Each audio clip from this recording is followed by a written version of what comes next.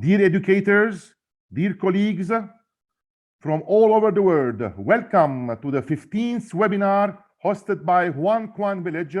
And today we have the great privilege, a great honor to have with us Dr. Aline Nassar, who are going to tackle a webinar about from classroom management to classroom leadership. Welcome, Dr. Aline.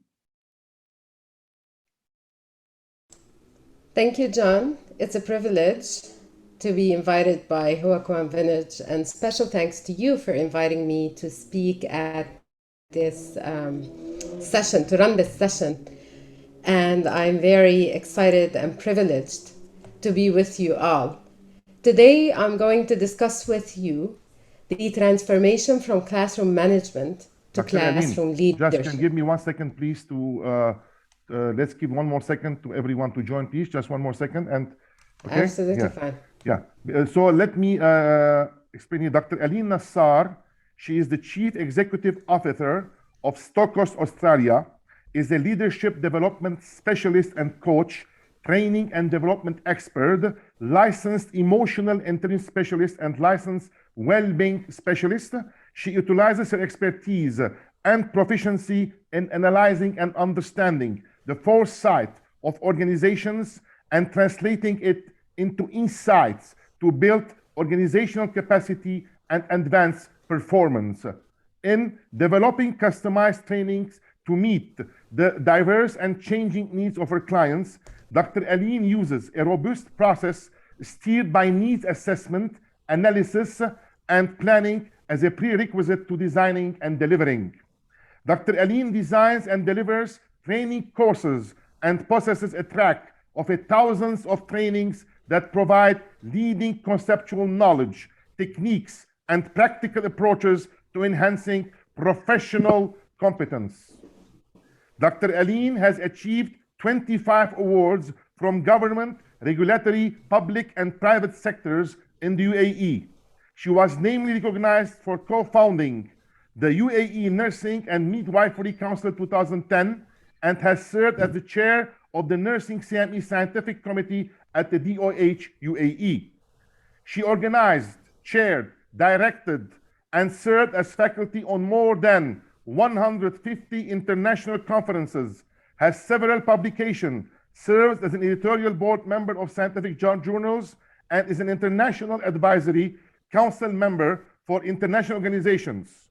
Dr. Aline holds a doctorate degree in education leaderships, master's degree in psychology of education, and a bachelor degree in nursing. Welcome, Dr. Aline. We have a great honor to have you with us today so that you can share with us all this expertise and knowledge with all the educators that joined us from all over the world, and they were waiting for this webinar for the last 1 month. Please, Dr. Aline. Thank you, John. I was trying to get away with the introduction, the beautiful introduction that you did, but it didn't work. So thank you for that. I'm humbled. Thank you. So today we are going to go on a journey together to transform classroom management to classroom leadership. I'm going to start with a few housekeeping items specific for this session. We are going to have activities throughout the session, so you're required to interact. And that's the best part that I like in my sessions. So I invite you to please use the raise hand option when you are comfortable to answer. And I hope you're comfortable to answer. They're fun activities. And of course, you can use the chat box to pop in any questions, comments, or thoughts you may have. Now it's time for change. What we are heading to is change, which is changing from classroom management to classroom leadership. And to do that, the best way is to start with an activity, an exercise. What I want you to do is please to cross your arms for 5 seconds. And it would be awesome if you can put your cameras on, but if you're comfortable keeping them off, that's fine. But please start by crossing your arms for 5 seconds.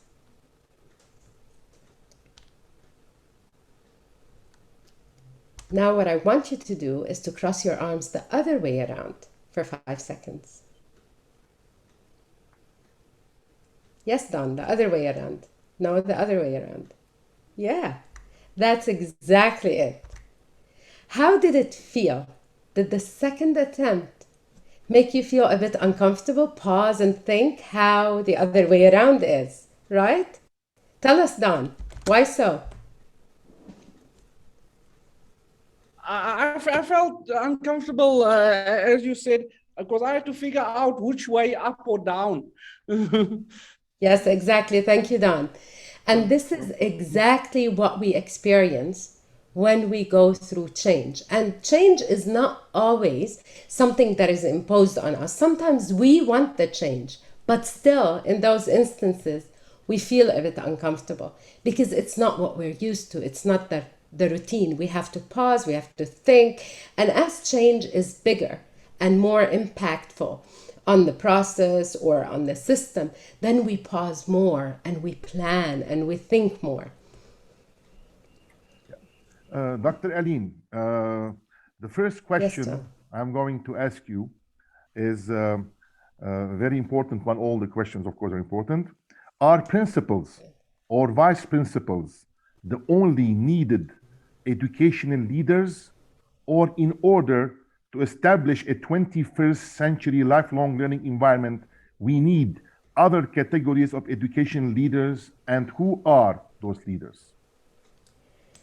A very important question. And thank you for asking that, John. But I would like to start with a reflection with you. We, as facilitators, spend a lot of hours preparing a lesson. And we use a lot of classroom management strategies. But let's ask ourselves, do we implement student-centered classroom leadership? Do we lead by influence or by authority? While we desire to use authority because it's faster, quicker, and more probably we think more impactful, but in reality, what is much more impactful is to lead by influence. So this is why we are invited to be the facilitators, the coach, and the mentor. So to answer your question, John, everybody is the leader. Yeah. It's not only the leader by title, it's not only the leader who's the facilitator, who's the teacher. Everybody is the leader, including the students. But what's our role as facilitators, quote unquote, as leaders? We're required to instill motivation in students, captivate them, get their interest, give them support, and get their support because we need their support as well.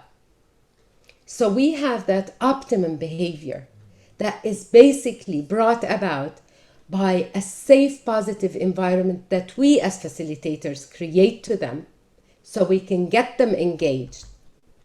And that would lead to effective classroom leadership, which will lead to effective learning. So everybody needs to be the leader, be it with a title or without an official title that goes next to their name. It's the leaders by title, it's the facilitators who are the leaders, and it's the learners who also need to co-lead this whole process with us. Thank you very much, Dr. Aline. My second question, so as a let's say follow-up of this question, can we state bluntly that we have three main categories of educational leaders: principals, vice principals as first category, or let's say middle managers in schools; number two, facilitators or orchestrators, we want to call them; and number three, the students. And can we define the framework of leadership for every category, please, Dr. Aline? Well, that's a very interesting question. Let's see how we can get to that. Our aim, our goal, our end product as providers, and that includes the leaders in the schools, leaders by titles, be it the principal, vice principals, and the leaders without the title who are the facilitators. So as a school, our aim is to partner with the students. So to that, we need to look at what the contemporary abilities of educational leadership include? It starts with the planning and delivery. So we need to start planning to achieve a sustainable learning outcome. Along the way, we expect to face challenges. So we also need to plan how we're going to address those challenges. We're not working on our own. We're at so many different levels, working with the students who are basically brought up to that exact same level because we're partnering with them. So we need to co-plan with them. Communication needs to be very potent. It needs to be clear, it needs to be proactive, timely as need be. And that is not it. To make communication potent, we need to be very good listeners. And by listeners, I don't only mean hearing what the students say and their input and feedback. And with the students come the parents. So the feedback, we need to hear and listen and acknowledge and discuss. Now, we might agree to implement or agree to disagree, table it, look at it at a different time, tweak it, use it in a different way. But the main point is to hear, listen, acknowledge, and discuss. And all that takes strategic thinking. So we, as facilitators, together with the students, we need to put that plan of where we want to be, which is basically the goal, how to reach the goal, where we want to be and how to reach it. And that pathway from where we are now to where we want to be is a long pathway, and where we expect to face a lot of challenges. So throughout, the challenges will be facing us as facilitators, will be equally facing the learners, and also facing the school management. So everybody needs to work together on putting those plans together. But the main two bodies in the planning for this learning process are the facilitator and the students. So they need to co-plan. This is why it's very essential. It's vital for the facilitators to have people management competence, which includes our ability to motivate the students. So we get their interest, we get them involved, we get their buy-in, so they support the process and they collaborate with us. And we work on that process together. So we work as partners rather than we work as facilitators from one end and students pulling from the other end, and us as facilitators trying to bring them in throughout. No, we want them in. We want to secure their buy-in right from the beginning. And to do that, we need to partner with them and collaborate together to do it. When we do all of that, then we are seen as leaders of influence because we are empowering the students, doing all of this, planning with them, communicating potently, strategically thinking with them, being able to get them engaged and motivated and captivated and securing them as partners would make us leaders of influence. And that is empowerment by itself for the students. Because the goal of learning is quality lifelong learning. Yes, it's true that we're bound to teach a syllabus and probably use examinations and assessments to decide if students can advance from a level to a higher level. Yet, this is not the ultimate goal. Effective facilitators need to aim for way more than that. Let's look at this visual. What can you see in this visual, John? Well, I can see the main player, students. That's the most. What does it show you? It's a football. It's a football game. It's a soccer. It's a soccer football court. Game. Yes. Yeah. So what happens, John, in a soccer court is that we have a football, a soccer ball. Yes. That we need to put in the net to score a goal. Yes. And this is exactly what happens in the classroom. We need to move learning into the net, which is sustainable, lifelong. Who are the main players? The students are the main players. What's our role as facilitators is to orchestrate and conduct.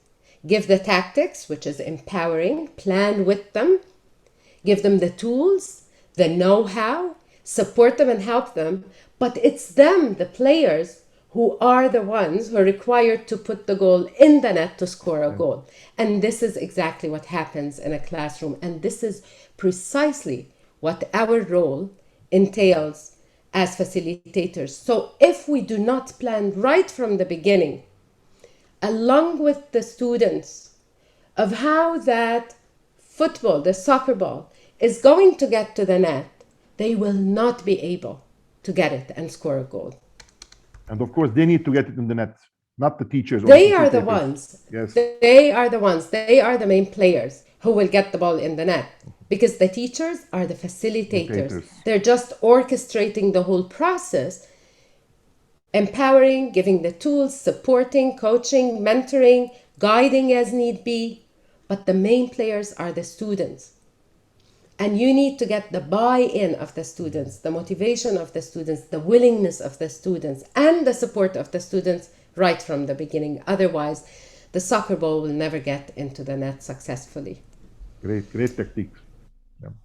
So the student-centered approach is what gives us a student-centered learning, where the teaching and the learning are directed by the student, because they are designed for the student, because they are so personalized to the point the students do feel that this is for them and about them.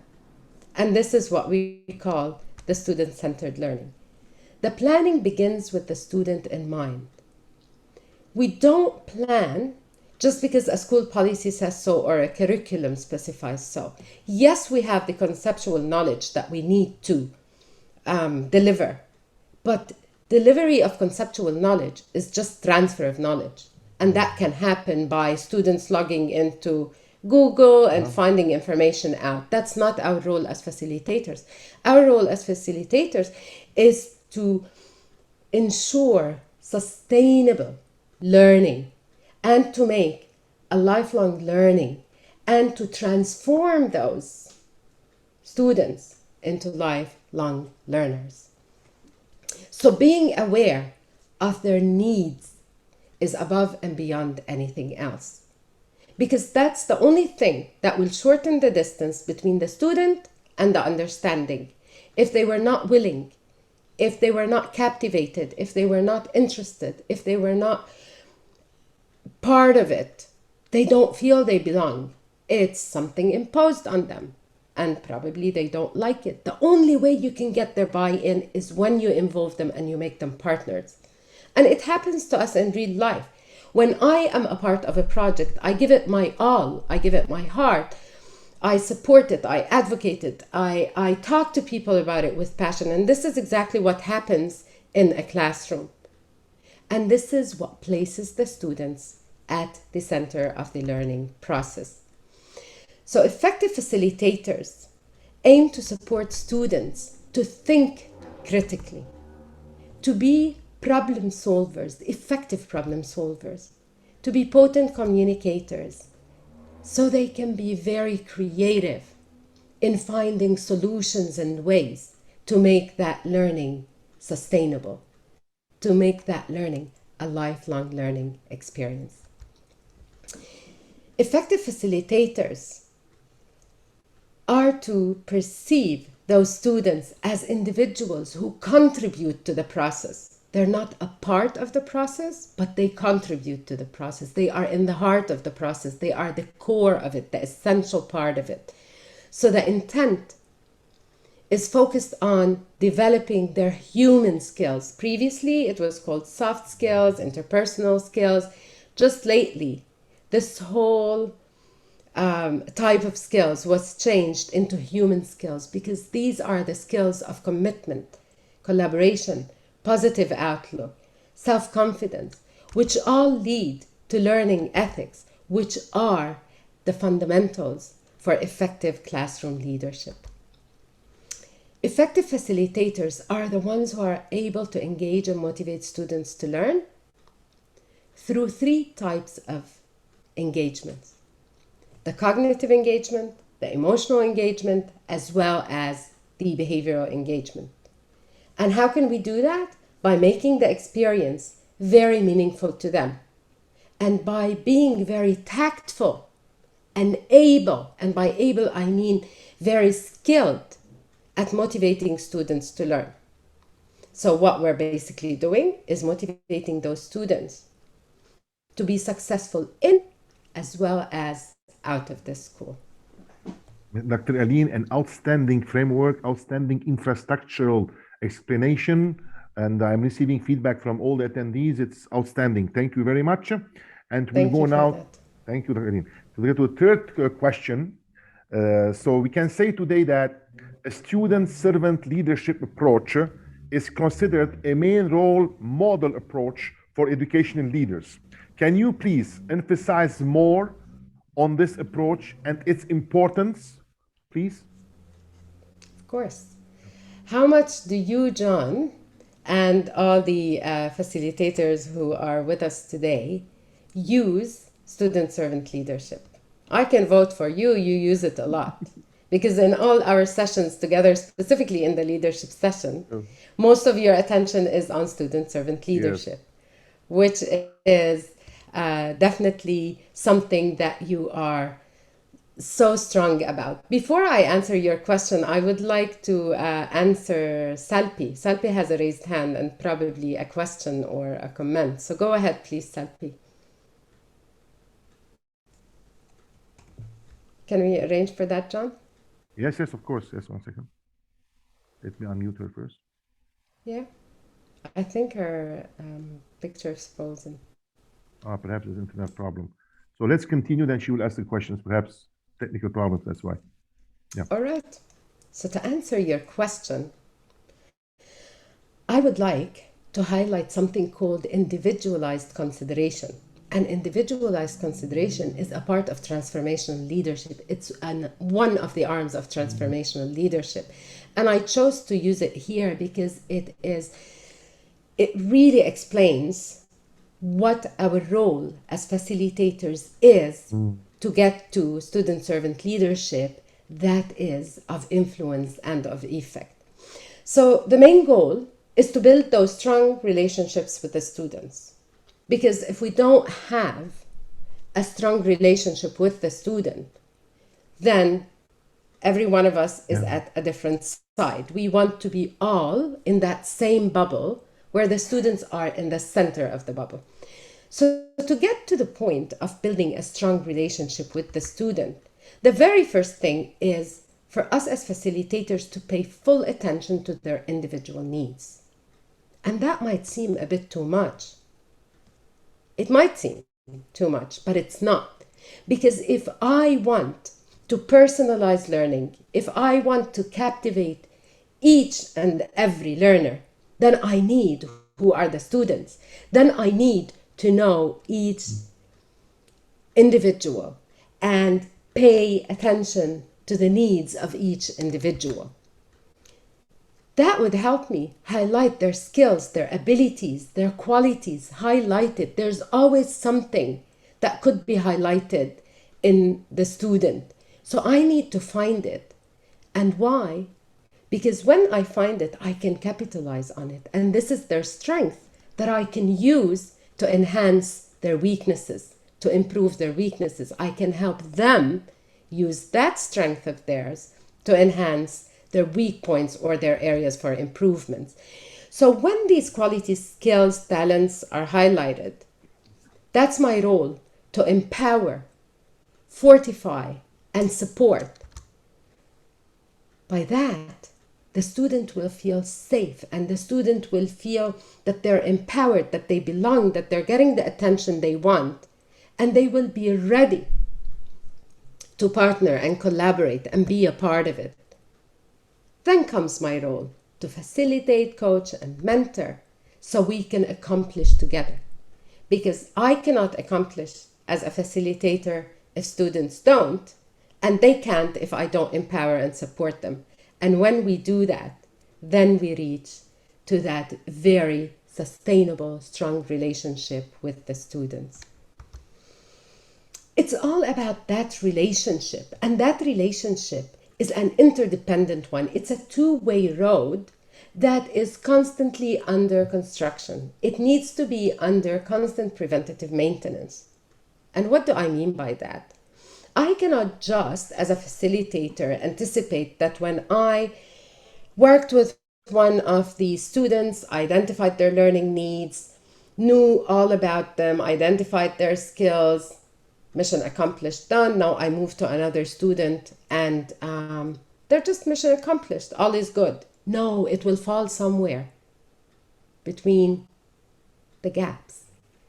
I cannot lose attention. I need to keep focus and attention on all the students. This is why this two-way road is under construction and preventative maintenance all the time. I need to keep on coaching. I need to keep on mentoring. I need to keep on empowering all the time and fortifying those strengths and paying attention to those needs of those students all the time.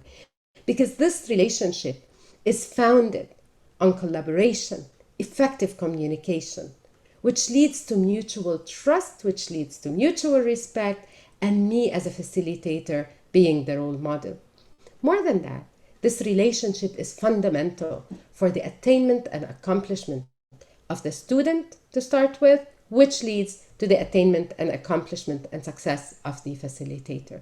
So the three main elements in this equation is my ability as a facilitator to motivate, empower, so we can accomplish and crop together as a team with the students. Yes, outstanding. Yes, that's why education is a mission and not a business or a job, because we are preparing the future generations. To prepare those generations, we need to be 100% involved. We need to mentor everyone. We need to be the big brother, the big sister of everyone, and make sure that they are on the right track.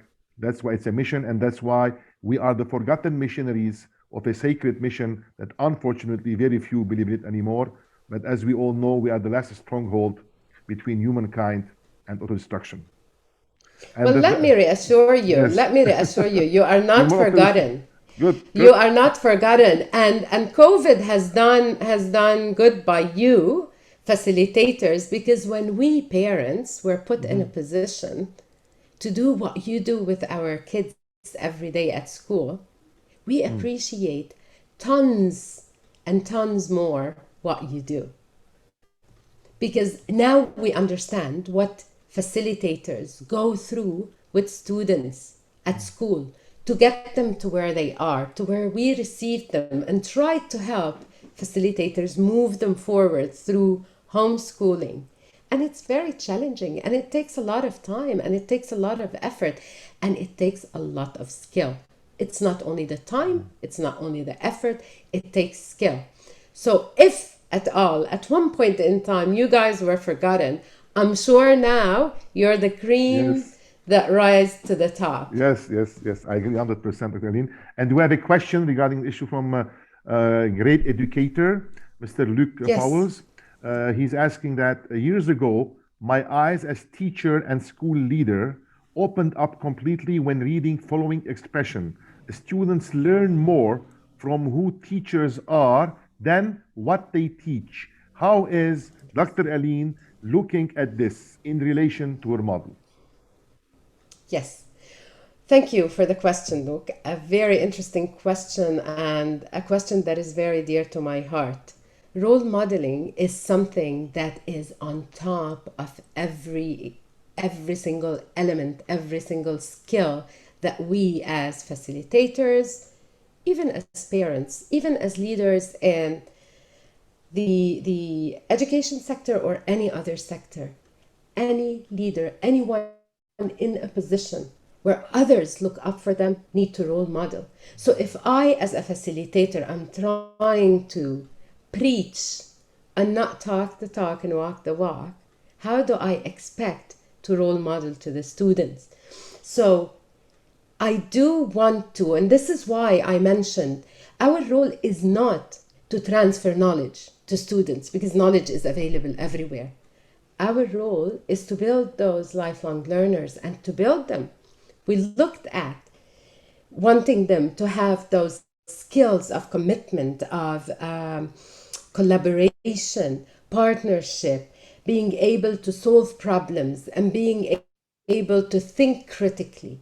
And we as facilitators need to role model that. This is why when we invite them to work with us as partners, when we invite them to plan with us from the beginning, when we put the time and the effort to understand the needs of each and every student and capitalize on those strengths and those abilities and those skills, we're basically role modeling what they are to be in the future, and we're basically indirectly teaching them what they need to be as successful human beings for the future.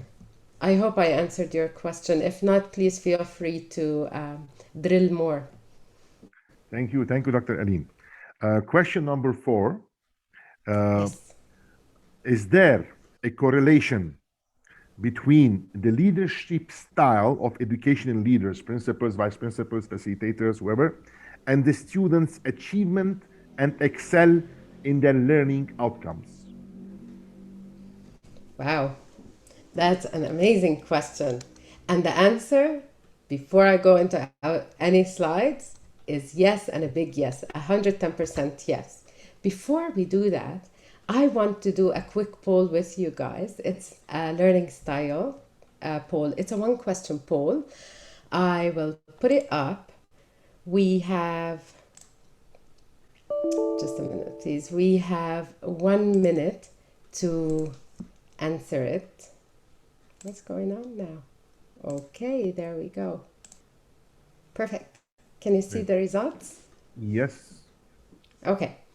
Over 60% of you are tactical, who are people who like to learn or learn most by doing things using your hands. And that's me. That's me, definitely. A bit over 30% are visual, and only 5%, who's one person from the whole group, learns through auditory, by names. So what does that tell us? This tells us that even you as a group have diverse needs. And that's exactly what students are. And normally, when I run sessions or trainings with a new group, this is the first thing that I do. Not necessarily the same poll, but I do learning styles poll because I want to understand my audience so I can customize my session whilst giving it to meet all the needs of the learners. Because if I wasn't able to do that, I would lose them. I would lose their interest, and I just won't gain anything, no benefit from that. So this is why it is very important for us to understand the group we are working with if we want to be effective facilitators and if we want to practice student-centric leadership or student-centric learning. And the reason I use student-centric leadership and student-centered learning interchangeably because they're the same. Because I cannot get into effective learning if I can't effectively lead the students, hence the classroom. So what makes learning effective? It's 3 things. My ability to engage them, to influence them, role model, being a good role model, and inspire them. So this is why it is key to involve the students right from the beginning by understanding their learning style, which we just did, understanding their choices, what's their preference, how do they prefer to learn. It's not about what's in the book, it's about how they can learn best. So I can deliver a class, a topic, and different students can be put in different groups, some of them working visually, some of them by doing a project on the same topic. They don't all need to do the same, and they should not all be doing the same thing. Each group would be working with their preferred choice to learn. This is why, right from the beginning, we developed the plans together to meet their needs when I understand what their needs are. So I guarantee a direct connection between the conceptual knowledge and the real life experiences, what interests them, what they like. And I encourage them, and that's the main aim, to build on prior knowledge. because they're like a sponge. Whatever you put in them, the sponge sucks it in, but then you put more and you build up on prior knowledge. And when we build up on prior knowledge, it could be relating to prior knowledge or telling them that is different from, or that's a new way to a prior knowledge. But always try to use the prior knowledge basis. And this is why they get motivated and captivated, because it's not all new. It's something that they know, and I'm trying to work with them on building on what they know. So I captivate them, I get them engaged, but with that comes shared accountability. And they need to know that right from the beginning when we're planning together. They need to know they're a part of it, they are responsible, they are taking a leadership role themselves in developing the plan, the strategies, the tactics, and they are equally held accountable. And that makes my life as a facilitator much easier, because I'm teaching them, I'm training them to become self-accountable. So they end up holding themselves accountable, and to our surprise, they start holding each other accountable, especially when it comes to classroom behavior, if I may. When we involve the students, for example, in setting the classroom rules, we set them together with them, and we set consequences or outcomes. We prefer to call them outcomes. If this happens, this is the outcome, etc. It's then when they start holding each other accountable. So then I have a lot of supporters, which makes my role much easier. So always think of those students as your partners and engage them right from the beginning. Just like if you have your own business and you have partners, you don't make decisions without involving your partners, let alone take decisions without involving them. So if we think of the learners as partners and we engage them right from the beginning, I have so many extra pairs of hands to help me. And then they are partners, they support me throughout, they are responsible, and they are held accountable. Let's do a bit of simulation. We're going to play a game. It's called This or That. Now, please use the raise hand option, and let's start with the first one. Which one do you prefer? This or that? Being stressed or relaxed as a person? Don, I see you reaching to your mic. Which one do you prefer, Don? Being stressed or being relaxed? Relaxed, Dr. Nazir. Okay. Let's see the other one. Thank you, Don. Which one do you prefer? A tantrum baby or a happy, smiling baby? To be obvious, happy, smiling. I've been to tantrum babies already. Oh. Okay, so let's see. Thank you for that, Don. Let's see someone else. Okay. Probably Aline. Aline, which one do you prefer? A tantrum baby or a happy baby? As long as he becomes happy after the tantrum, yes. Happy, definitely. Happy, definitely. Okay, let's see more. Amanda, do you prefer to be a winner or a loser?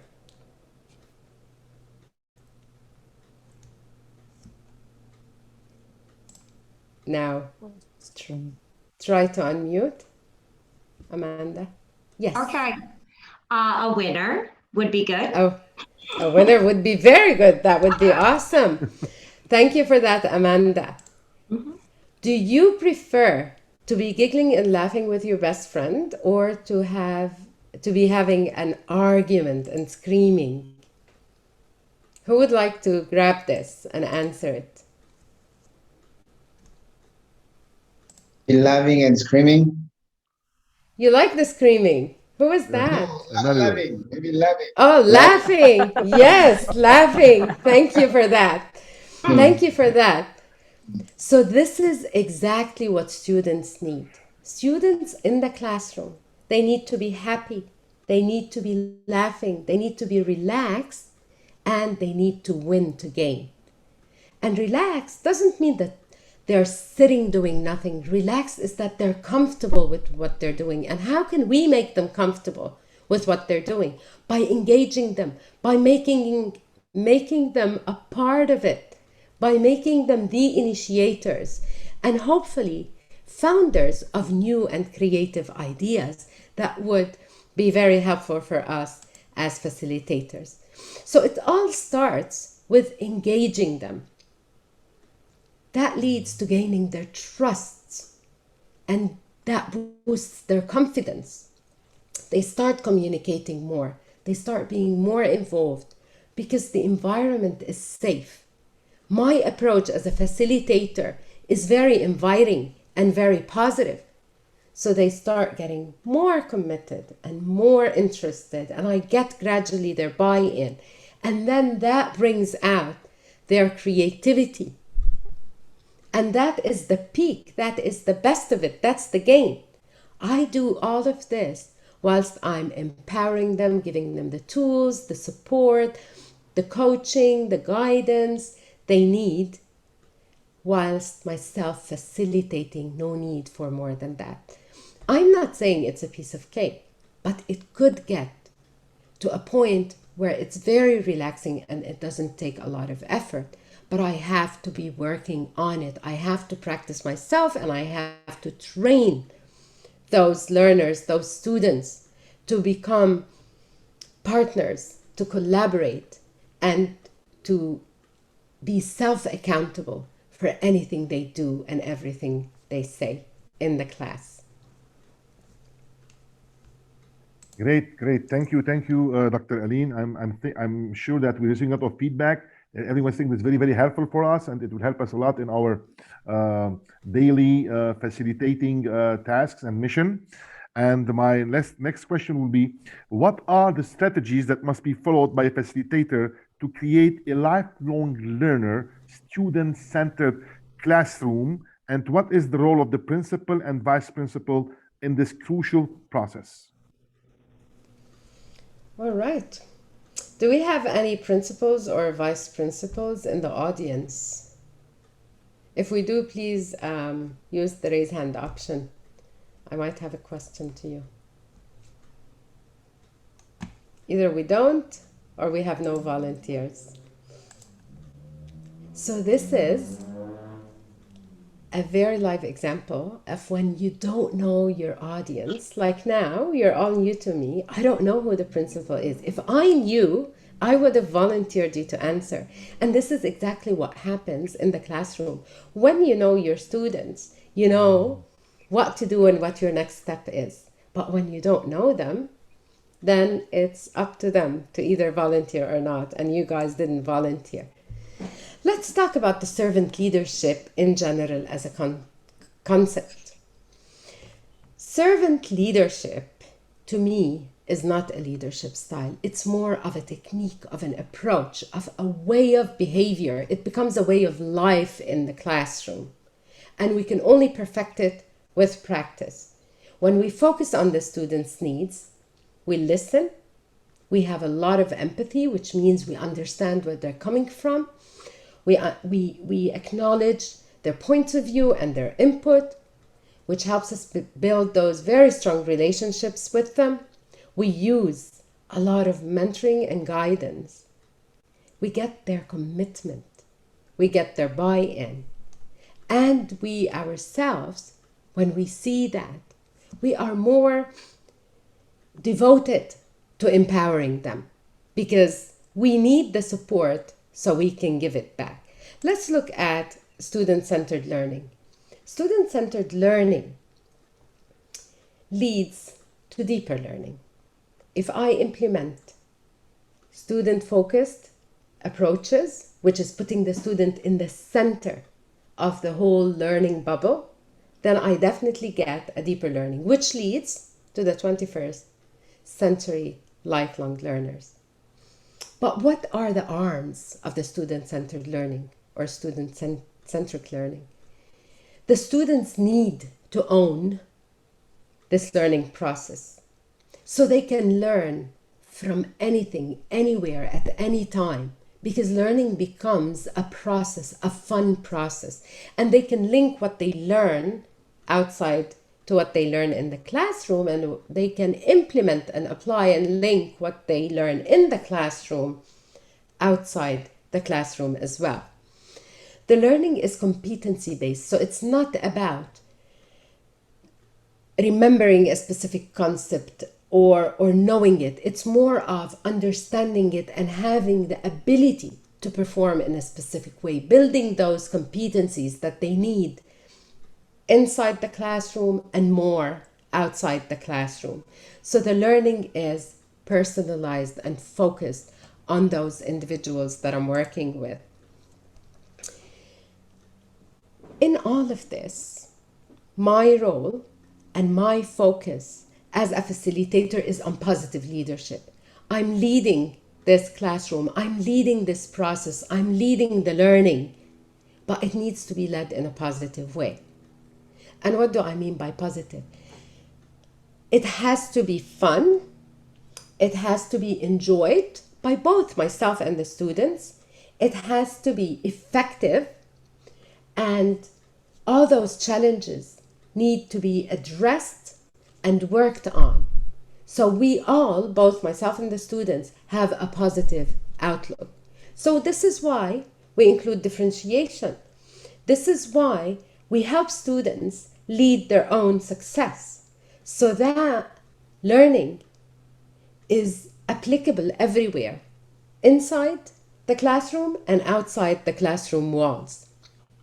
And it all starts with collaborating together, partnering together, and planning it from the very first step or the very first stage. And that's empowerment by itself. And this is the only thing that leads to classrooms without borders. We spoke servant leadership for students. I would like to talk about distributed leadership, and that's for facilitators. What's distributed leadership? It's diffusing the power totally, giving the power to the facilitators based on the area of expertise. Before I go any further, just yesterday in the leadership session, one of the participants who was a teacher, and we were discussing distributed leadership, gave me an example of how distributed leadership is happening at her school. So what the school decided to do is to distribute leadership based on areas of expertise. So if they have a facilitator whose background and expertise is in math, that facilitator would be the quote-unquote math person. So they don't just teach all subjects to their class or to their own students. They teach math to the group of people. And then there is the one assigned for English and the third facilitator for science, etc. And then by subject or by area of expertise, this leadership is distributed. So they are the ones responsible for that area. That's one way of doing it. And that was a good way of doing it. But in general, distributed leadership is when the leadership, the school leadership by title, diffuse leadership to those facilitators. And that's based on trust, and it takes a lot of trust, and trust is earned. So we as facilitators need to work on earning the trust. It is based on genuine empowerment and capacity development. And what does that lead to? It leads to collaboration. Speaking of collaboration, I would like to just put up this slide to just highlight the differences between cooperation and collaboration. So cooperation, when all of us work together, each one of us put their part, and then we add them up and end up working together for a common purpose. And that's a good basis for improvement, but not very strong, because it's more self-centric. This is what I have put in, and this is what someone else has put in. So they're still labeled by the person who contributed. Versus collaboration, identities disappear because it's group-centric. So all the forces are joined into that one bucket where everybody puts their expertise in there, and then the outcome is one outcome. And that's a very strong basis for improvement. It's basically robust improvement. Going back to distributed leadership leads to a lot of collaboration and strong collaboration. And more than that, it leads to ownership. We feel we own the process, and we also feel we're accountable to deliver. So what happens is that us facilitators, we are the leaders in practice because we have the power to make as well as take decisions, not only make decisions. So we are empowered, plus we have power, we are supported, we develop very well, we feel ownership, and we also feel accountable. And like any empowerment process, mentoring and coaching are central. We are going together to watch a video, a very short snippet that I've put together for Professor Alma Harris, who is the Professor of Educational Leadership and Policy, and she speaks on distributed leadership. There is not one single example anywhere in the world of a change in organizational performance without some change in leadership. And by change in leadership, I don't necessarily mean replacing the principal. I mean a change in leadership practice. That's how powerful leadership is. In any organization, that's how powerful it is. So what do we actually know? Well, I think it's important to say what we know, because there are things that we know about leadership, and it's important to underline them. The first is, it is the key lever of organizational performance. You take it out, and the chances of you improving your organization are pretty slim indeed. The second is, what we've learned is, in the most successful organizations, you have what's called distributed leadership. Now, I'm going to be talking a bit about distributed leadership in a moment. But let me be clear, when I'm talking about distributed leadership, I am not talking about delegation. I am not talking about giving people tasks you really rather wouldn't do yourself. That's not distributed leadership. That's delegation. And the important point, that what the best leaders do is actually they grow other leaders. There are different versions of this, but mine, I guess, is very much a practical interpretation of what distributed leadership looks like, and more importantly, what it looks like when it makes a difference. The evidence shows that collaboration, when it is disciplined, when it is focused, when it is most effective, can make a significant difference. So the formal leaders provide the opportunity for the informal leaders to come forward. Because the idea of distributed leadership then is giving things away rather than empower others to bring things to you. That's what distributed leadership really is. So there's a dark side to distributed leadership, like there is a dark side to any other leadership, if it is misused. And I think this is a government health warning, I think, before you go into your sessions. I am not saying distributed leadership is a fantastic thing. It can be, but only with the right conditions.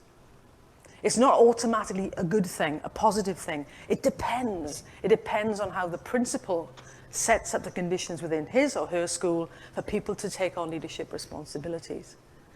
If the power is misused by the people who are invited to come forward, it won't work. So distributed leadership and collaboration are not a panacea, but there are some real opportunities if we do it well and if we do it wisely. All right. So the exact same thing that applies to us, thank you, John. The exact same things, what we've heard from Alma Harris, that applies to us as facilitators, we can use with our students to empower them and diffuse this leadership to them, give them responsibility and hold them accountable so they're more motivated, more engaged, they help with the work, and they hold themselves and everybody else accountable. And I'm leading the classroom very easily without putting a lot of effort, a lot of vocal cords in it, and a lot of tension and stress. With collaboration, it's the we, not the I, and it becomes very easy on us, much easier on us, because I have all those students to support me. Even if I have some outliers here and there, those students who support me will help bring everybody back into the circle, will help me. They will not do it on their own, but will help me, will support me. So is it better to be in a class leading it on your own or having everybody else there available to help you? Of course, it's better if we have them available.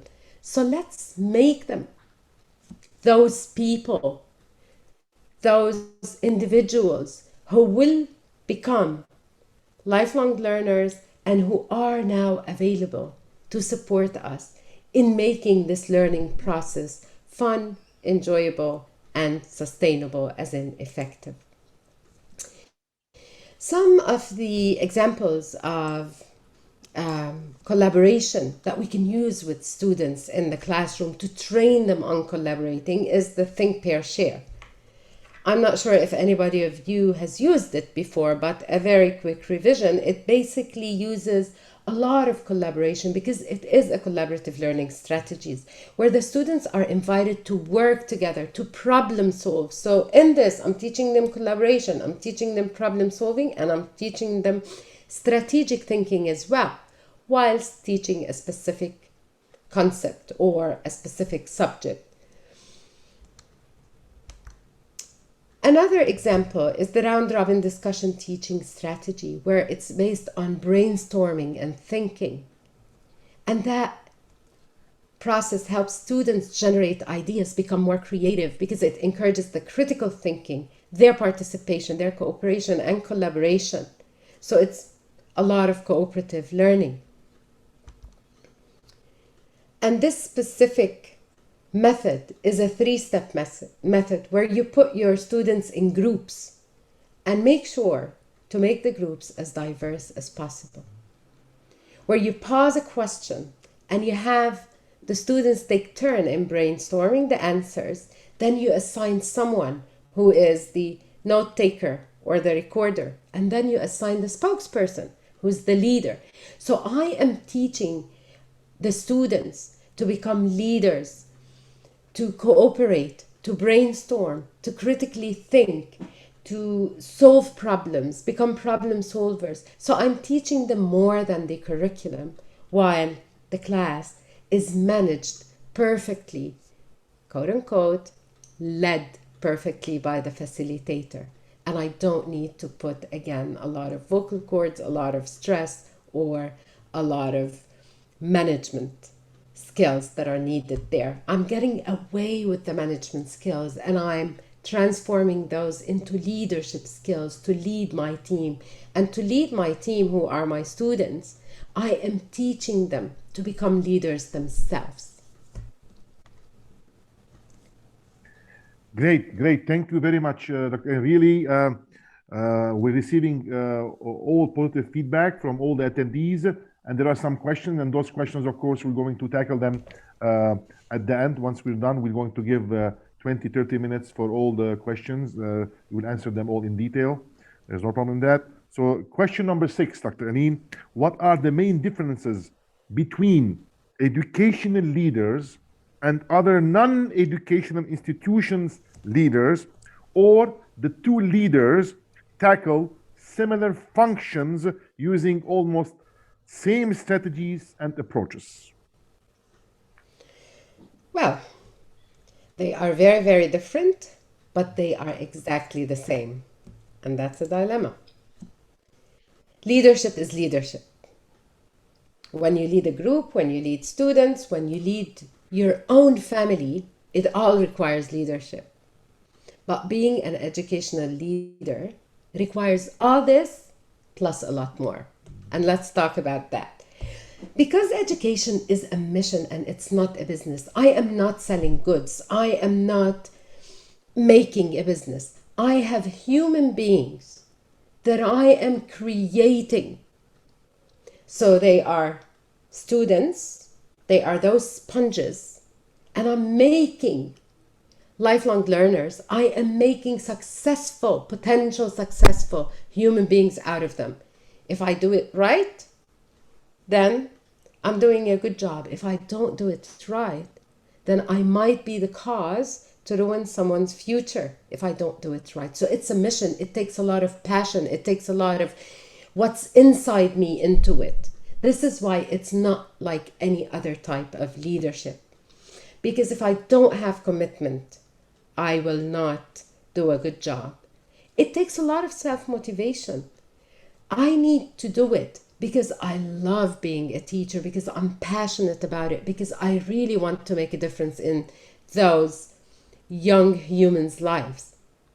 And it is a very stressful job. So if I don't love it and do it with passion, if I'm not flexible enough, it won't work. So this is why it does require me to be a leader, just like other leaders, but then add to that a lot more, which includes the passion, the commitment, the flexibility, and the ability to self-motivate. As facilitators, we constantly persevere to respond to the students' needs because we want to create sustainable learning environments. This is why our roles are very unique, like no other, because we want to build and develop and create lifelong learners.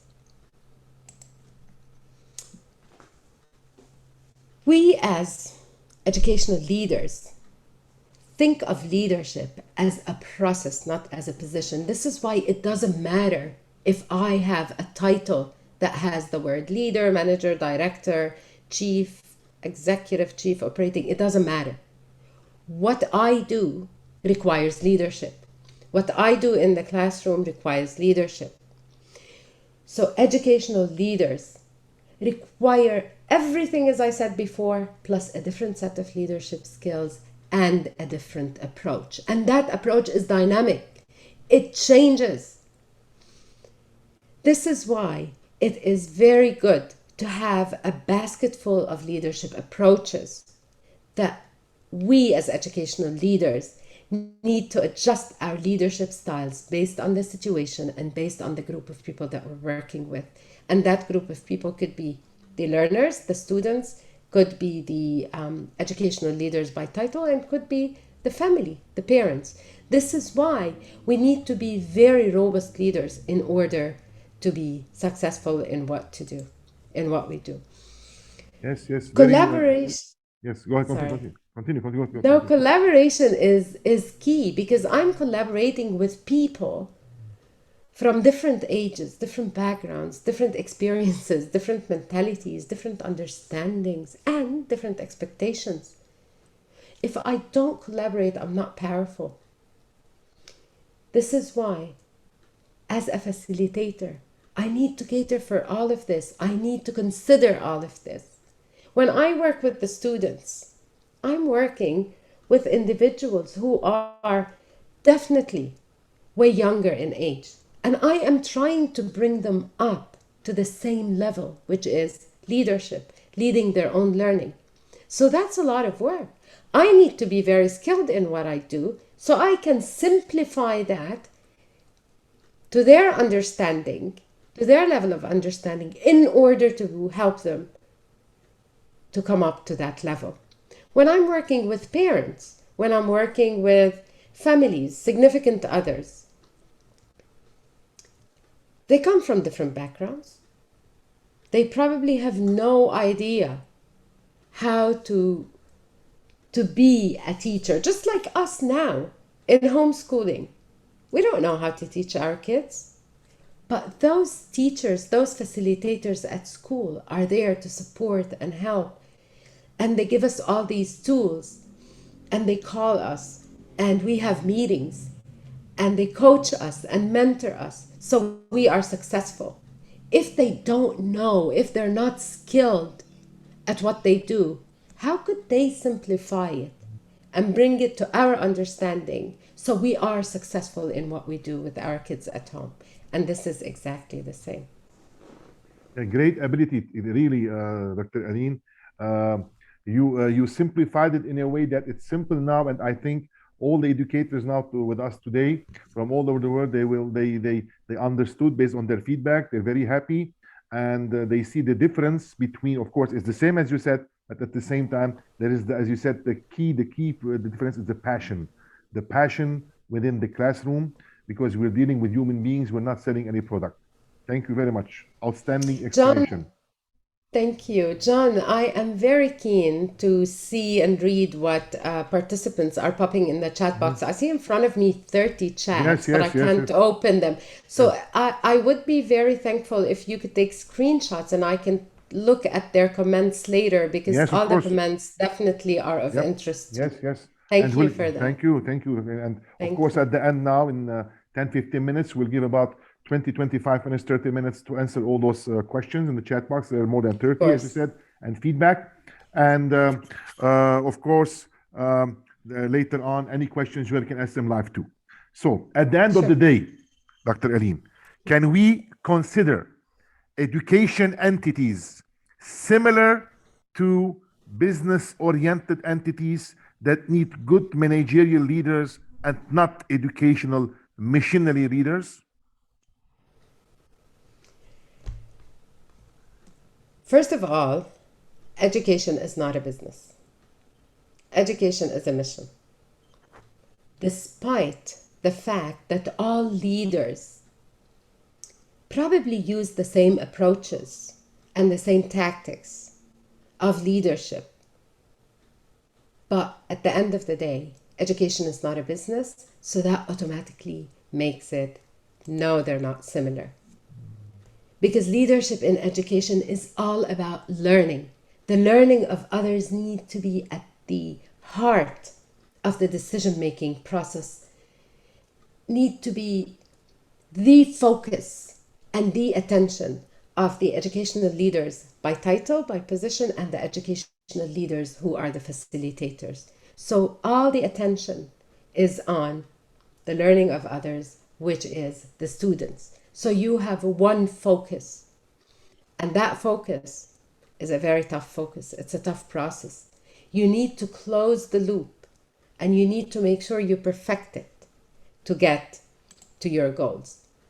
Successful educational leaders make sure that they lay the foundation first, which is building the bridge between them and the students, by partnering with the students and giving them the choices, what works best for them. And that's the best way to work with them, so they're captivated and engaged. So those lessons become interactive and become fun and enjoyable. And that creativity is boosted, and not only in learners, in students. When lessons are fun and interactive, when the students are engaged and captivated, my creativity as facilitator is at its peak, because I'm very inspired by this captivated, motivated team of students. This is why it's very essential to ensure clarity, to be simple as a facilitator and make sure that what I say is clear and understood. It doesn't matter which approach and which way I use. It needs to be understood by the students, and this is why I say give your students choices of how they like to learn. And this is how you are successfully employing student-centric learning by doing. So now I added by doing. We were talking about student-centered learning, and now I added student-centered learning by doing, because I want them to be hands-on with us all the time. I would like to elaborate a bit more or discuss clarity a bit more. And for that, I would like to play a game with you, everybody. So let's do that. Let's see what the importance of clarity is. Now, I'm going to ask, and I would like for you, please, to answer. And even if it takes time until you unmute yourself, I want, please, different people to answer. I am a number. What am I?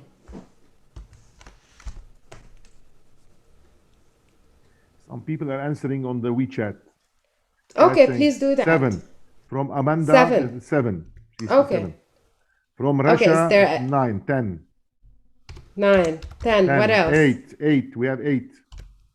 Okay. Now let me make it clearer. I am a number greater than 7. What am I? Let's see the answers. 10.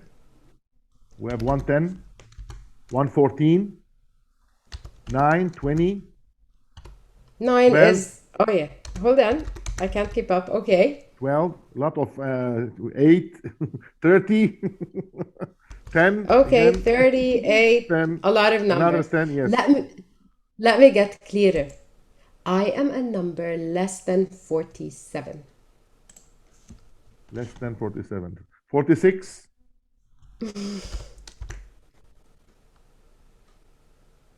That's it? 40, another 40, 44, Okay. 10, 45, 23, Okay. 1, No, one doesn't work because I'm a number greater than 7 but less than less than 47. 47. I So I'm see. getting clearer. All right? Let me get much clearer. I am a number known as the Silver Jubilee. What am I? Let's see now the Let's answers. see what they put in the 25, chat. we have 25, Yes, that's it. 25, And many 25. this is exactly what happens. The clearer I am, the better the understanding of the students and the better they feel. How well did you feel when I said the Silver Jubilee and you all popped in the chat 25, 25, because you know it's 25, you know the answer, yay. And this is exactly what students feel. And I meant to do this exercise with you as a simulation activity because I wanted us to feel what students feel when they're in class. Because what happens in class, when I say something that is not clear, the student's first reaction is a big question mark. And then the next thing that happens is that they're gloomy. I have no idea, so I better draw back, not answer, put my head down. I hope the teacher doesn't see me and ask me to answer the question. As soon as I start clarifying and simplifying, ideas start coming up and the student is very happy. And I gain the student back because they know the answer and now they feel safer because they have the answer and they know it. And this process, simplifying and clarifying, boosts both the receptive and the productive skills. Students feel empowered. The environment is safe because it's nothing that they don't know. It's getting easier to them. When you clarify it as a facilitator, it means you know it inside out, upside down to be able to clarify it. You cannot clarify something that is complicated if you do not know it inside out, upside down. So the simpler you make it, the more knowledge you have about it as a facilitator. So why not use my knowledge? You're all knowledgeable. You all prepare a lot for your classes. Why not use my knowledge to simplify and clarify and make the student feel safe, comfortable, empowered, engaged, have fun while learning and get their buy-in.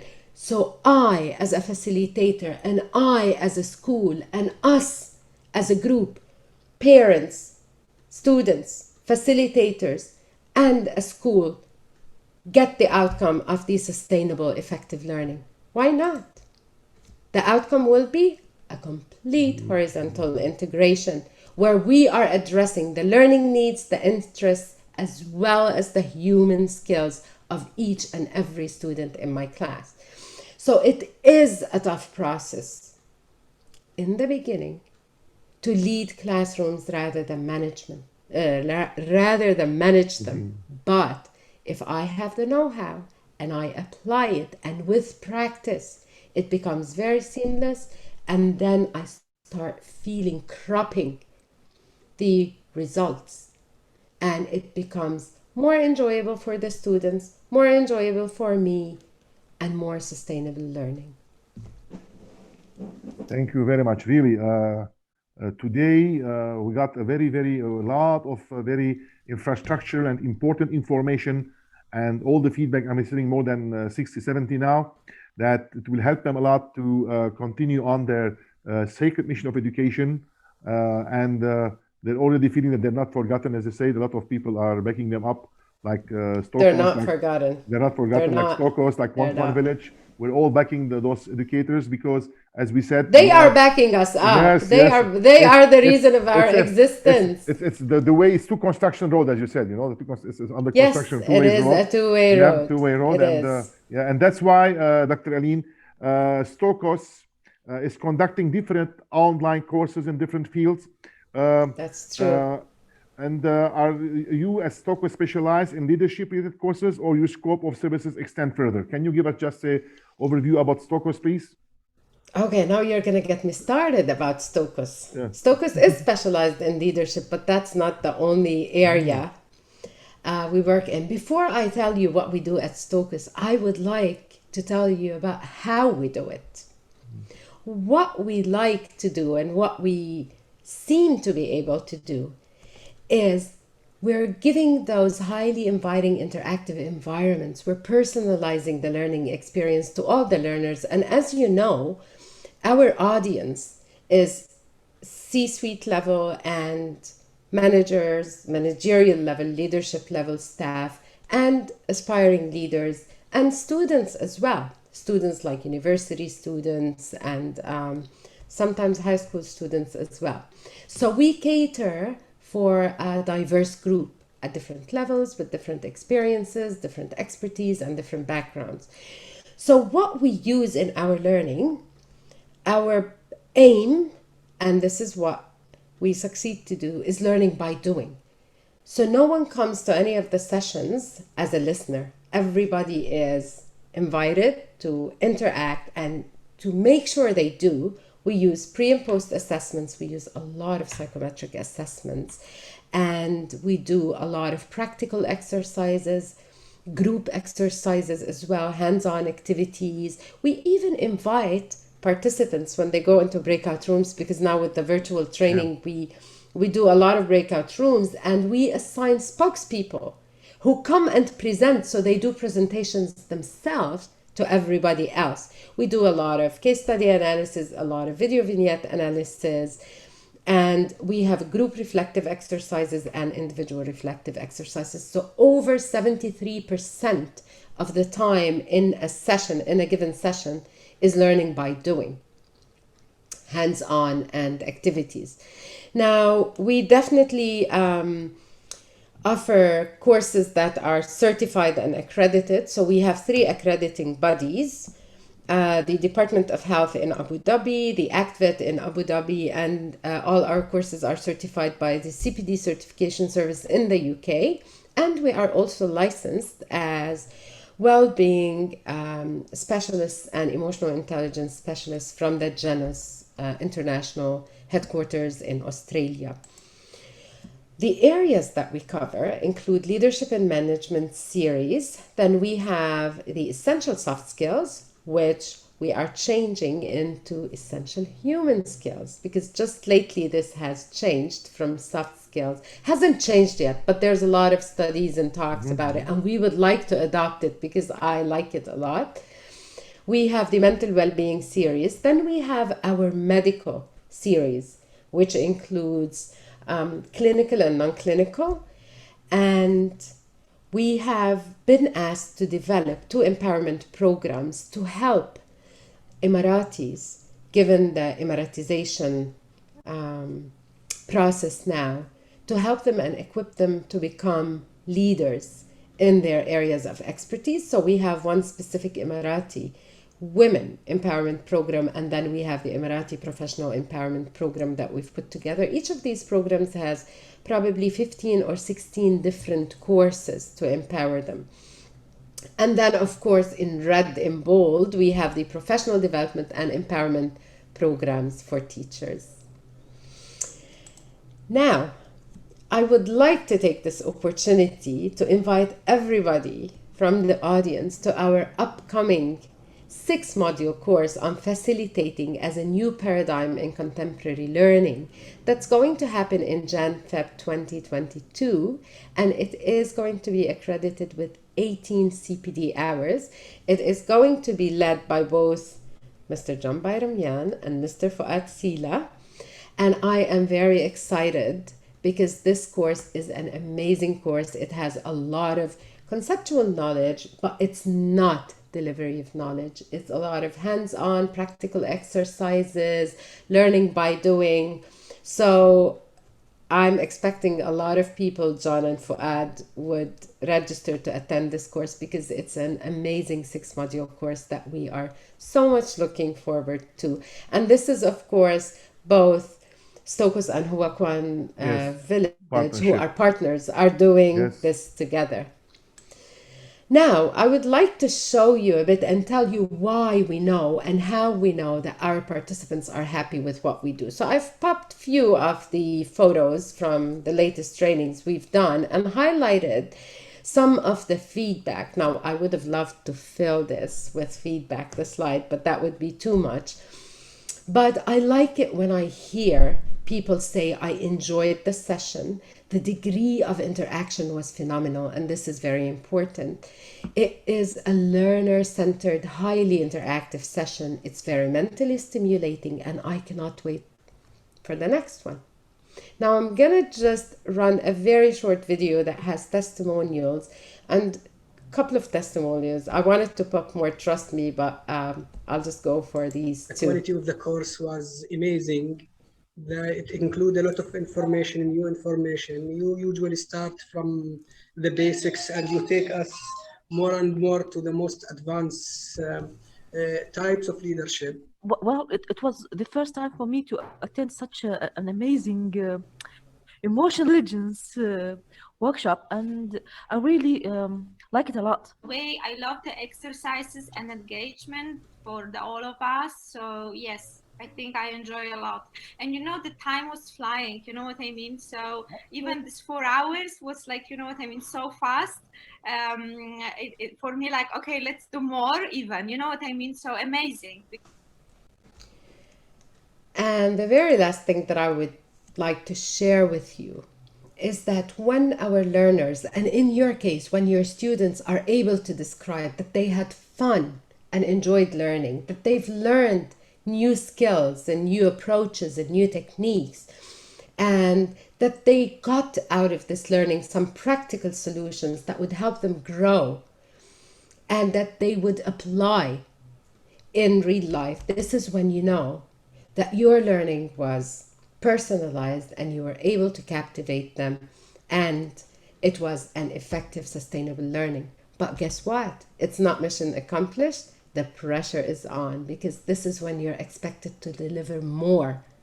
And this is what we always persevere to do at Stokos, John.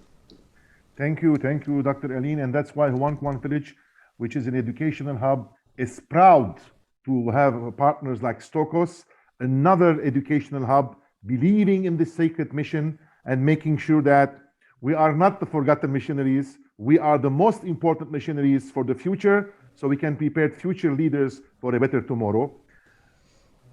John, before I finish, I want to thank you again and thank Huakwan. And I would like to leave the participants with this quote from Albert Einstein. And I read this quote every single day because I have it in a frame on my desk. Creativity is intelligence having fun. So let's all get creative and have fun at what we do because it makes it way better. Our experience working is way better when we have fun. So let's be creative. Let's get creative and have more fun.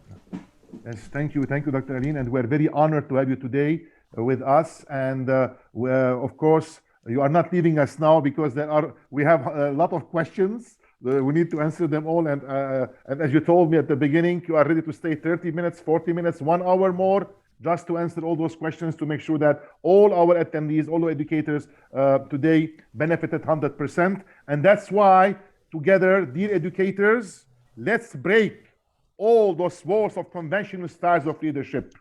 Let us mold and generate our student-servant education leadership to serve our students' dreams to become the future leaders for a better tomorrow. Let us get rid of all routines and procedures that can create a destructive environment of dichotomy.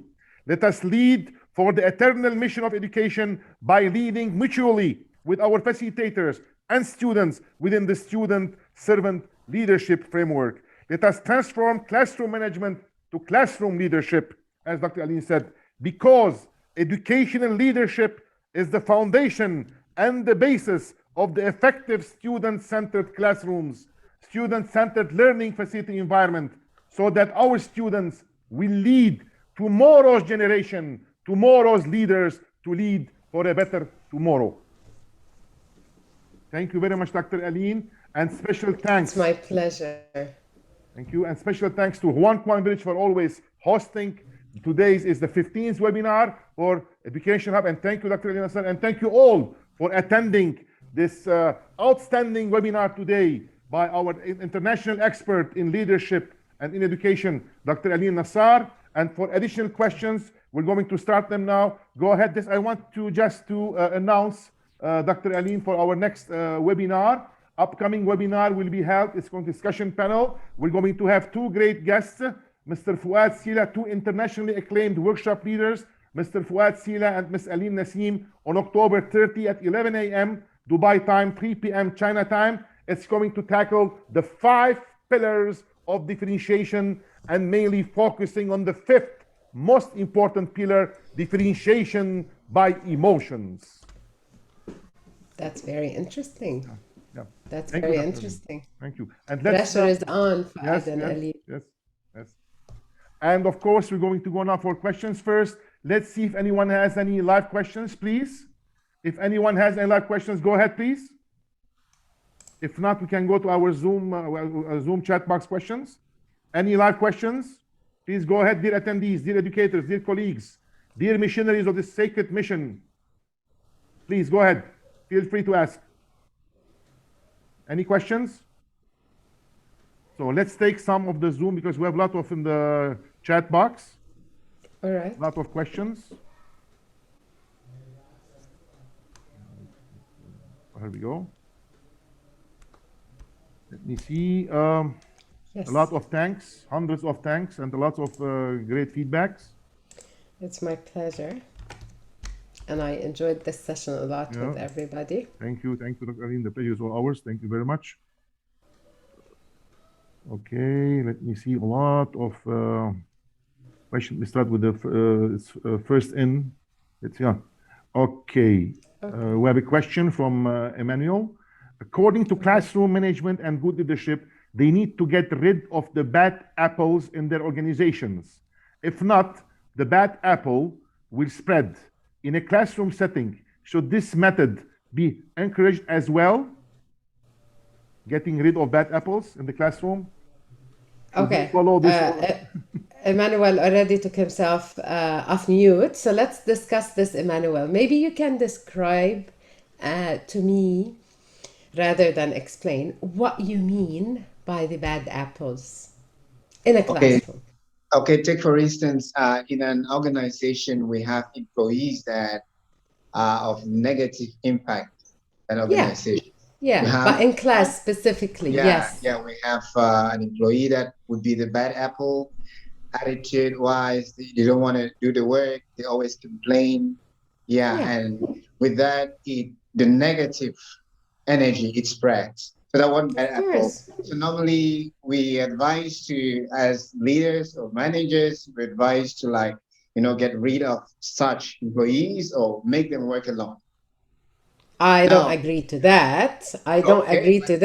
But if that's the case, there is definitely a way. There's definitely a way to handle negative energy that is spread, which has a big ripple effect and has a big domino effect on the organization, of course. But I wouldn't go for getting rid of them as the very first thing. But let's focus on the classroom as you said. So let's... In a classroom setting, we have students that really have a problem that the school cannot handle, because we've had some practical experiences with students that maybe in a classroom, their problem, you table the issue to the school, they're helpless in that situation, and you cannot just get rid of that student in the class because they're a student, it's your responsibility to nurture that student. But at some point, it goes, it goes beyond the bottom line. All right. Let's go root cause. Let's start, Emmanuel, by root. let's start by root causing. Why do you think we talked about classroom ethics? Why Right. do you think students would not have classroom ethics? Why wouldn't they behave appropriately in a classroom? Is there a cause? Is there a reason for that? And this is what we need to do. This is what's our role as facilitators, to understand. This is why it's important for us to know each and every learner, each and every student. Do they have anything going on at home that they're Right. bringing back to the class? Right. Did they have dinner before they slept last night? Are they hungry? Did they have breakfast before they came? Are they being abused or bullied Yeah. at home, in the playground? No one likes to be disruptive out of nowhere. There's always a reason. So if I am trying to treat the symptoms, I'm not going to get anywhere. I'm going to get tired as a facilitator. The student's going to like it because the attention is on them all the time, and they're able to make chaos and probably waste classroom time. And what I end up doing as a facilitator is trying to manage my classroom. What we did in this session is we're looking at skills and tactics to move away from classroom management and move towards classroom leadership. And that entails prepping the students to partner and collaborate with us to become partners in the learning process, so we don't have to handle any of those issues because they don't and they won't exist anymore. But in order for those issues not to exist, I need to get those students busy and engaged and motivated and captivated and give them a role and give them a meaning and give them significance. And this is why it all starts from understanding their background, understanding their needs, knowing them. And then we talked about supporting, empowering, coaching, and mentoring. So all of what we talked about applies to the case you are asking about. Okay. Thank you. Thanks. Okay. Yeah. Okay, another question from Emmanuel too. When it comes to classroom management, which key areas should teachers or facilitators focus on? Okay, I would probably move to classroom leadership rather than classroom management. And the areas that facilitators need to focus on is the learner, the student. It's all about the student. We love to use classroom management and we love to use authority, and we're inclined to do that because it's quicker and faster, and I get done with the curriculum or with my daily plan. But that's not the aim. The aim is sustainable learning. And if it took me a bit of effort and I couldn't finish the lesson plan for the first day to week 2, but I'm prepping the students, then I can move seamlessly throughout the year. And I have created a positive, safe environment, a good foundation for sustainable learning. So this is why the focus needs to be on the student, and I need to start from point 0. When I start from point 0 with the students, understanding their learning styles, their needs, their likes, what do they prefer? Which way do they prefer to learn with? Addressing all these needs, having them partner with me on developing those strategies and skills and ways.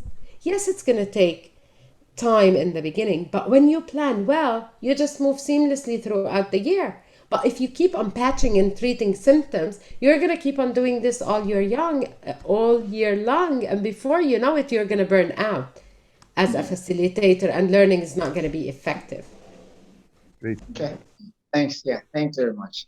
Thank you, Emmanuel. Okay. Another question, a lot of questions. I hope we'll have time to get them all. Can we consider education leaders role model leaders? And can we ask all other non-educational leaders to follow the education leadership approach? Okay. Now, can we consider educational leaders as the role model leaders? That's a big, big yes. Now, do we need to ask others to follow us? No, we don't, because cream rises to the top. And our performance speaks for itself. Let them want to follow us. We don't want followers. We just want to be leaders, and we are the cream that rises to the top, and that sets it all. Thank you. Thank you. Another Okay. question, Dr. Aline. In the school Yes. leadership student-servant framework, what is the main leadership role of the principal? That's a very interesting question, and that's a very big role. The role of the principal is very important, and it entails giving the space for the facilitators to lead, whilst availing the tools for them, empowering them, supporting, coaching, and mentoring them. So it's no more a managerial role, it's a leadership role.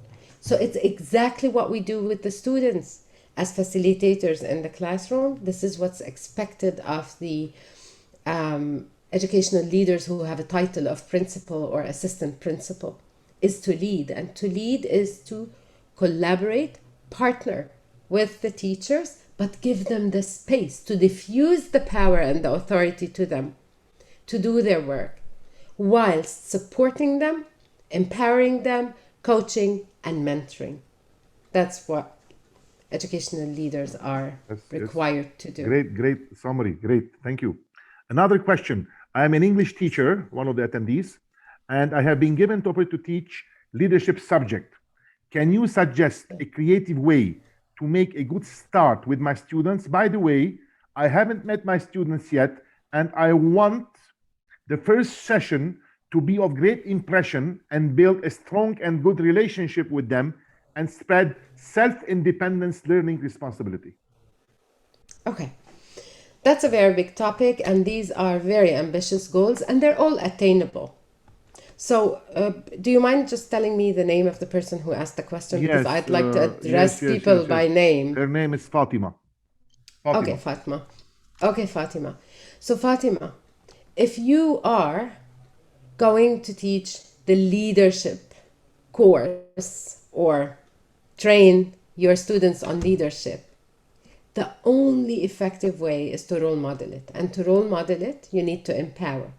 So if you want your first session to be very influential and impressive, and you want to captivate your students, make it interactive, make it fun, use a lot of activities to teach them. So all of these concepts that you want to teach them, don't display them on a whiteboard or give them handouts. Transform these into activities and exercises and games, so you captivate them, so they would love the topic and they would want to attend and wait for the next session on leadership to attend it, because it's very fun. And that takes a lot of work. And what you can do is also use a lot of videos in the leadership courses that I give for C-suite level leaders, participants who attend with me. As I said, it's more than 73% hands-on. I use a lot of video vignettes, and I do a lot of cross-industry knowledge. So if I have a group of medical leaders, I don't show them videos from the medical field. I show them videos about Amazon and about Volkswagen and about PepsiCo, leaders from different industries, what they do. And you can do the same with your students. You can use inspiring videos from accomplished CEOs where they watch and they tell you, they analyze, they sit as a group. Just put the video, let them sit as a group. You say, tell me what you like about it and what you don't like about it, or what you understand and what you need me to help you with. And then come up and present as a group, or present from where you are, where you're sitting, and create debates and discussion. And the key to effective learning is not being so rigid. Don't take teaching so seriously. Lose the frown. Let it be fun. Let them enjoy. Even if the time is not 100% utilized in the first and second sessions, that's fine. But when the environment is inviting and positive, then everybody would wait for that session. And the second session, they're in class. The third session, you don't even need to ask them to please be silent because we're going to start, because they're so attentive waiting for you to start, expecting what you are, very excited about what you are going to talk about. Excellent. Thank you very much, John. Thank you, Dr. And Aline. thank you, everybody, for your interest and for making this session very fun. I'm very humbled. I'm very delighted that I had the opportunity to present to you today. And thank you, Dr. Aline. We were honored to have you with us. And Kwan Village is honored to partner with a great institution, great educational corporation like Stokos, under your leadership and your guidance. Thank you. And thank you all attendees today. Thank you all educators, all no more forgotten missionaries, all missionaries of the sacred mission of education. Let's always be connected together for this mission, because at the end of the day, the future is our students. They are the future, they are the present, and we are just, we must be 100% sure to lead them to a better future. Yeah. Thank you very much, Dr. Aline. Very honored to have you. And see you soon, guys. Thank you, Dr. Aline. Thank you. Bye-bye. Thank you. Bye. Bye. Bye-bye. Bye.